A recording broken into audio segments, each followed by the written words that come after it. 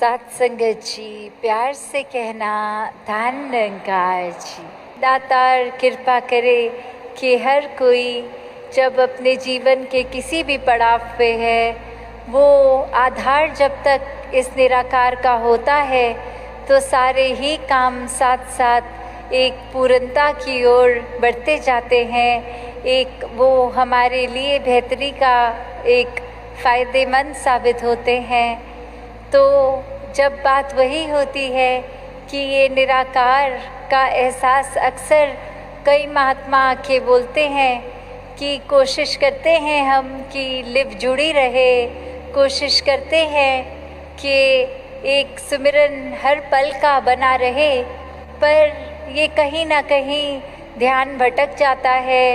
ये कहीं ना कहीं हमारे स्वभाव में, अगर हमें पता है कि एक मिठास रखनी है, फिर भी ये गुस्सा आ जाता है। तो ये एक जानते हुए भी कि क्या करना है क्या नहीं, फिर भी वो चीज़ होती नहीं है। तो एक वही भाव मन में कि जब ये लिव जुड़ी है दातार से, तो अपने आप वो स्थिरता, मन में शांति, सुकून एक आता है। और वही कब मन में सिमरन रूप बन जाता है, ये मन की ही अवस्था है। सिर्फ सिमरन मुँह से तू ही निरंकार मैं तेरी शरणा मैनू बख्श लो शब्दों का जहाँ उच्चारण करना, ये सिर्फ अगर शब्दों के उच्चारण तक रहता है, मन से नहीं होता, तो वो एक उतना फ़ायदेमंद नहीं है। तो कैसे हर समय का सिमरन, चाहे ये शब्द निकल रहे हों ना निकल रहे हों, पर एक मन रूप से जुड़े हुआ सिमरन, वो सिमरन भी कबूल होता है। तो हर समय इस दातार के साथ जहाँ जुड़े रहें। अक्सर दुनिया में भी हम देखते हैं कि एक कोई चीज़ होती है जिसकी कोई कीमत होती है, पर अक्सर हम उस मेन चीज़ की कीमत से हटकर कि अगर कोई प्रोडक्ट है तो उसकी पैकेजिंग कितनी अच्छी है, उसका डब्बा देखने में कितना सुंदर है, या वो क्या ब्रांड कितनी एडवर्टाइजमेंट करता है, इस रूप में हम एक चीज़ का एक सोच लेते हैं कि ये इसकी वैल्यू, ये इसका दाम, क्या हमारे को क्या पसंद करना है क्या नहीं, वो बहुत फैक्टर्स के साथ हम एक दुकान में जाके फिर उस चीज़ का चुनाव करते हैं। पर बात तो वही है कि ये पैकेजिंग चाहे कितनी भी अच्छी हो, जब तक अंदर का वो प्रोडक्ट की उस डब्बे में है क्या, वो चीज़ अच्छी हो तो ही एक फ़ायदा है। जिस तरह हमने दोहे में भी सुना है, मोल करो तरवार का पड़ा रहन दो म्यान। तो अगर हम ये बात स्पिरिचुअलिटी, ये आध्यात्मिकता में डालें, तो बात वही है कि एक जो मूल है वो तो परमात्मा है, वो निराकार है। अगर हमारे अंदर निराकार समाया है तो हम एक अच्छे मानव वाले कर्म करेंगे। अक्सर दुनिया में ये भी होता है कि एक अच्छा इंसान बनना एक उस तरह मान लेते हैं कि अगर हम एक अच्छे इंसान हैं तो हम बहुत स्पिरिचुअल है। पर बात वही है कि एक अच्छा इंसान होना और स्पिरिचुअलिटी में भी जो फ़र्क आता है, वो इस परमात्मा का एहसास आता है। जिनके दिलों में परमात्मा टिका है, वो फिर एक मानवीय गुण खुद ब खुद इस तरह अपना लेते हैं कि वो कोई उसमें ज़बरदस्ती कोई बात ऐसी नहीं होती। बस वही बात कि स्वयं ही वो कार्य होता चला जाता है। जिस तरह हमने होना है, एक असली मानव बनना है, उस तरह का एक असली मानव बनकर ही चलते जाएंगे। फिर अपने रास्ते से हम भटकेंगे नहीं। और वहीं अगर हम सिर्फ़ एक अच्छे इंसान हैं कि हम सबकी मदद भी करेंगे, हम मन में आदर सत्कार भी रखेंगे, पर मन में इस परमात्मा का एहसास, ये ब्रह्म ज्ञान ना हो, तो वो ही एक फाइन लाइन जो होती है कि एक ब्रह्मज्ञानी तो अपने आप ही बाय डिफ़ॉल्ट एक अच्छा इंसान पूरा का पूरा जहाँ हम बोलते हैं ब्रह्म ज्ञानी आप निराकार, तो जो पोटेंशियली डिवाइन वाली बात है इस शरीर की, तो वो तो ये ब्रह्म ज्ञान द्वारा ही पूर्ति है कि एक सिर्फ पैकेजिंग अच्छे इंसान की ना हो, अंदर जो हमारी आत्मा है वो इस मूल के साथ जुड़कर एक अपने असली आकार को पहचानी है कि नहीं। तो किस तरह हम जब ये बात करें कि ये दोनों ही चीज़ें बहुत ही एक आसान भी हैं और उतनी मुश्किल भी हैं कि कैसे एक हम दुनिया में देखें तो कोई नास्तिक भी एक अच्छा इंसान हो सकता है, पर कैसे एक स्पिरिचुअल फैक्टर ही है जो सबसे इम्पोर्टेंट चीज़ उसमें, अक्सर हम एक चीज़ जो सबसे कीमती है उसके पीछे ना जाके उससे आसपास जो फैक्टर्स जुड़े हैं उसके ऊपर ही एक फोकस बना लेते हैं कि अगर कोई गिफ्ट किसी के लिए ख़रीदा तो उसमें ज़रूरी है कि वो जब गिफ्ट रैपिंग पेपर से खोल के वो डब्बा खोल के वो तोहफे में क्या है वो कैसा है, ना कि सिर्फ़ एक बहुत ही सुंदर वो पेपर वो रिबन बांध दें।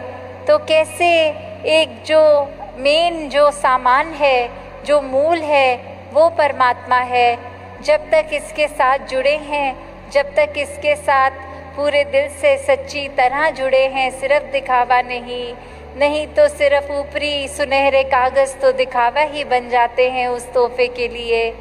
तो जहाँ एक हम अपनी भी अगर बात करते हैं कि आईने में जब भी खुद को देखते हैं तो चेहरे को सुधारने लगते हैं, पर अगर कोई ऐसा चेहरा भी होता कि अगर एक ऐसा कोई आईना भी होता जिसमें आगे हम अगर खड़े हो जाएं तो हम किस तरह के व्यक्ति हैं वो चीज़ सामने आती, तो हम फोकस एक ज़्यादा भी कर लेते कि सिर्फ शक्ल आकार जहाँ हाइजीन रखना वो बहुत ही इम्पोर्टेंट है, एक सुंदरता को बढ़ाना वो भी मुबारक है, पर अंदर मन की सुंदरता, मन के अंदर कोई वैर विरोध नफ़रत घृणा ईर्ष्या एक अहंकार का भाव कुछ अगर ऐसी बातें बसी हुई हैं तो कैसे फिर उनको साफ़ करना है वो ज़्यादा ज़रूरी है उस ज़रूरत से जो एक शरीर की सफाई होती है उससे।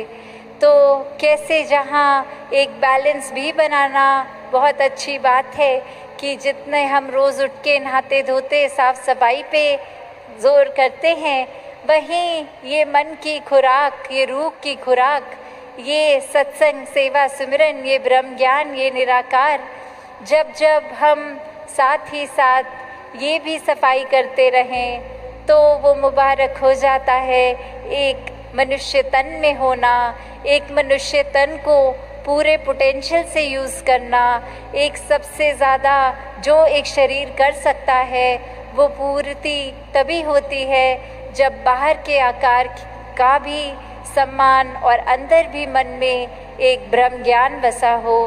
तो जहाँ हर एक के लिए यही एक अरदास दातार से कि हर कोई अपने जीवन में हर एक के लिए भी वरदान बने, स्वयं का भी सुधार हर पल करता जाए। जहाँ जहाँ भी ये बात है कि जो पता है कि ऐसा करने से हमारा भी फ़ायदा औरों का भी है, उस मार्ग पे चले, ना कि अपने मतलब के लिए किसी का नुकसान करते चले जाएं और उसका भी एंड रिज़ल्ट यही कि अपना भी नुकसान कर दें। तो कैसे वही बात कि अगर एक प्लास्टिक की मिनरल वाटर की बोतल भी हम अगर ख़रीदते हैं, उसको अपने बैग में संभाल के हम रखते हैं कि इसमें पानी है, ये बहुत ही कीमती है, अभी बहुत काम की चीज़ है, और जब हम पूरे का पूरा पानी पी लेते हैं तो फिर उस प्लास्टिक की बोतल को क्रश करके रिसाइकलिंग डस्टबिन में डाल देते हैं कि इसका अब कोई प्रयोग हमारे लिए नहीं है, अब इस प्लास्टिक को किसी और तरीके से कोई और काम में लगा ले। तो वही बात कि वो मूल जो पानी है, कीमत उसकी, चाहे वो बोतल तो कुछ समय के बाद फेंकी भी जाती है। तो दातार कृपा करे, जब तक ये शरीर है तब तक इस शरीर रूपी बोतल में ये ज्ञान रूपी पानी को ठहरा के रखें, तभी इस शरीर की भी कीमत है। बोल सतगुरु माता सुदीक्षा सविंदर हरदेव जी महाराज की जय।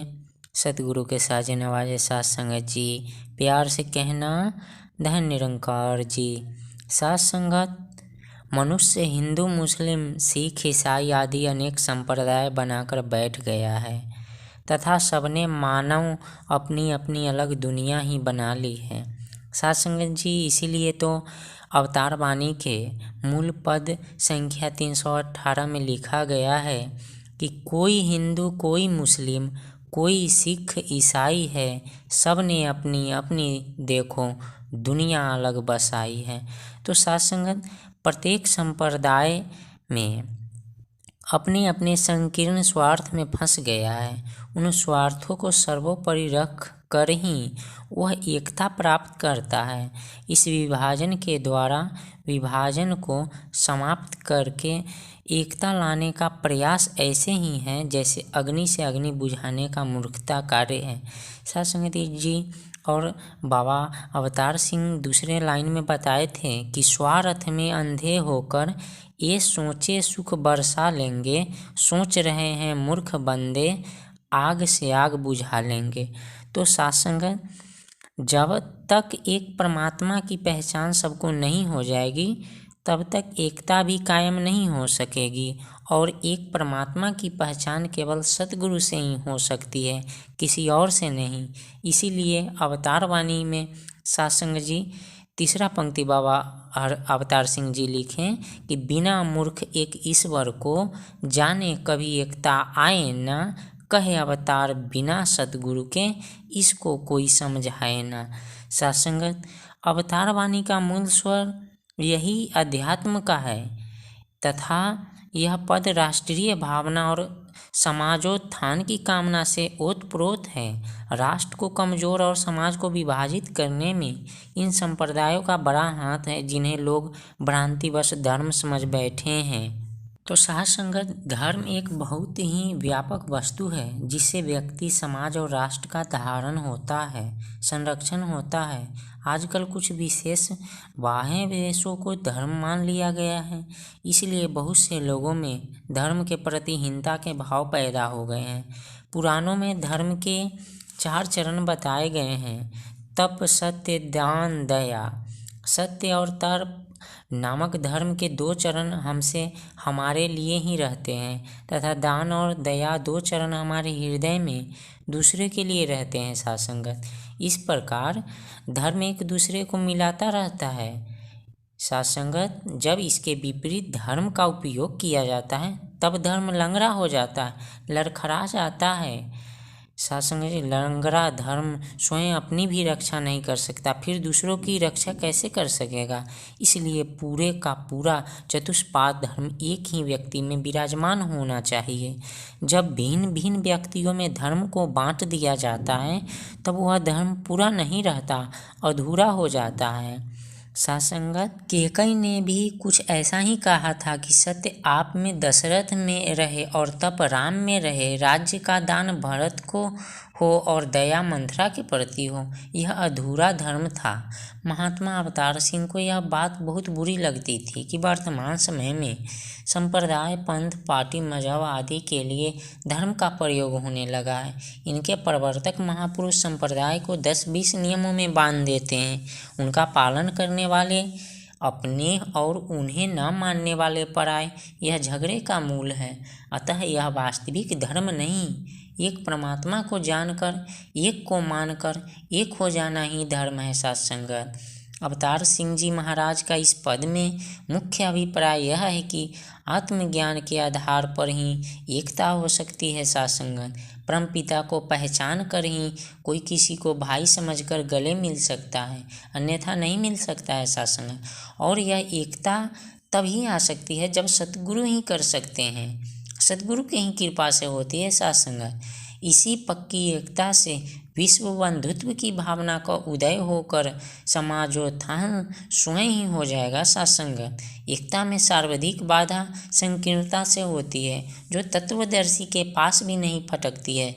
तो सत्संग जी, हम सभी सेवा सुमरन सत्संग करते हुए एक को जानकर, एक को मानकर, इस निराकार प्रभु परमात्मा को अपना मानकर और इनके बताए हुए मार्गों पर चलकर अपना जीवन को सफल बनाना है सत्संग, और दूसरे को भी बताना है कि यह है क्या। आइए इस निरंकार प्रभु परमात्मा को जानिए। परमात्मा दिखने वाले हैं, परमात्मा को देखा जा सकता है। हमने राम को देखा है, हमने भगवान को पाया है। सत्संग जी, सत्संग जी, प्यार से कहना जी, धन निरंकार जी।